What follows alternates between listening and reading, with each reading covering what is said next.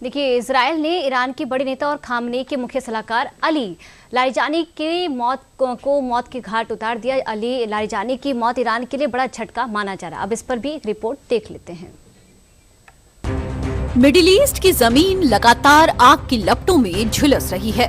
America Israel versus Iran जंग हर गुजरते दिन के साथ सिर्फ सीमाओं तक नहीं बल्कि सत्ता के सबसे ऊंचे गलियारों तक पहुंचती जा रही है।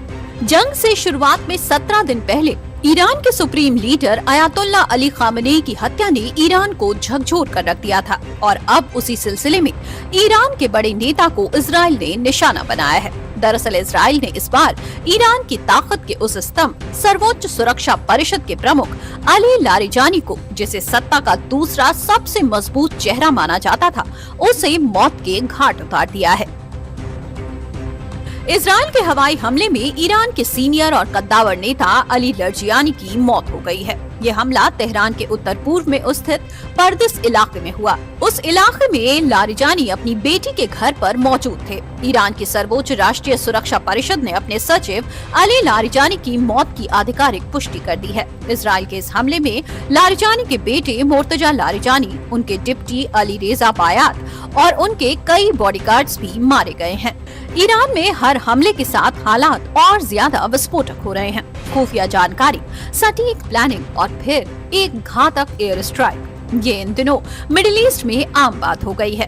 ईरान के लिए ये बड़ा झटका माना जा रहा है। जिस वक्त इजराइल ने ये हमला किया, लारिजानी अपनी बेटी के घर पर मौजूद थे, लेकिन इस जंग में मौत की स्क्रिप्ट कब और कहां अंजाम में बदल जाए, इस बात को खुद इंटेलिजेंस भी भांप नहीं पा रही है। अली लारिजानी की मौत को ईरान के लिए बड़ा झटका माना जा रहा है। दरअसल लारिजानी देश के सबसे प्रभावशाली नेताओं में गिने जाते हैं। ईरान के अधिकांश रणनीतिक फैसलों में उनकी अहम भूमिका रहती थी, चाहे सैन्य रणनीति हो, कूटनीति या फिर राष्ट्रीय सुरक्षा से जुड़े मुद्दे। हर जगह उनकी राय को बेहद महत्वपूर्ण माना जाता है। इजराइल और अमेरिका के साथ बढ़ते तनाव के बीच उनकी भूमिका और भी अहम हो गई थी। रिपोर्ट के मुताबिक ईरान की राजनीति में लारिजानी को एक व्यवहारिक नेता के रूप में देखा जाता था। चीन के साथ ईरान के दीर्घकालिक सहयोग समझौते में भी उनकी अहम भूमिका रही थी। स्ट्रेट ऑफ होर्मुज को बंद करने का फैसला हुआ, उसमें भी उनकी राय ही सबसे महत्वपूर्ण रही थी।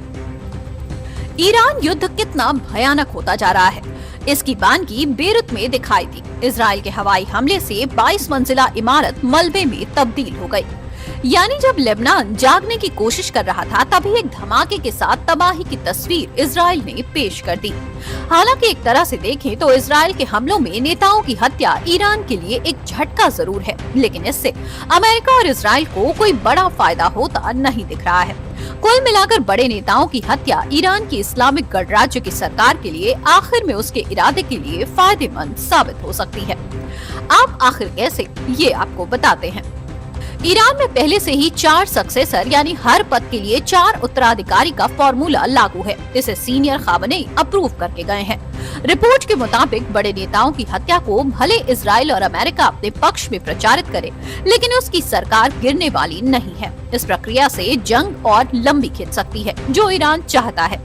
बड़े नेताओं की हत्या से ईरान को सिंपैथी मिल रही है। इसके कारण ईरान में जो विरोध प्रदर्शन हो रहा था, वो पूरी तरह थम चुका है। ट्रंप और नेतन्याहू की अपील के बावजूद लोग सड़कों पर नहीं उतरे हैं। ट्रंप नाटो देशों से भी अपील कर रहे हैं कि इस जंग में ईरान के खिलाफ साथ दें, लेकिन नाटो से कोई भी देश अमेरिका का साथ नहीं दे रहा है। दो तरफा ये लड़ाई बढ़ती जा रही है और इसका असर दुनिया के कई देशों के अर्थव्यवस्था को संकट में डाल रहा है। फिलहाल लारिजानी की मौत के बाद ये सीधा संदेश है कि इजराइल अब सिर्फ जवाब नहीं दे रहा, बल्कि रणनीतिक तरीके से ईरान की ताकत की जड़ों को उखाड़ रहा है। अब लारिजानी की मौत के बाद ईरान का अगला स्टेप क्या होता है, ये देखने वाली बात होगी।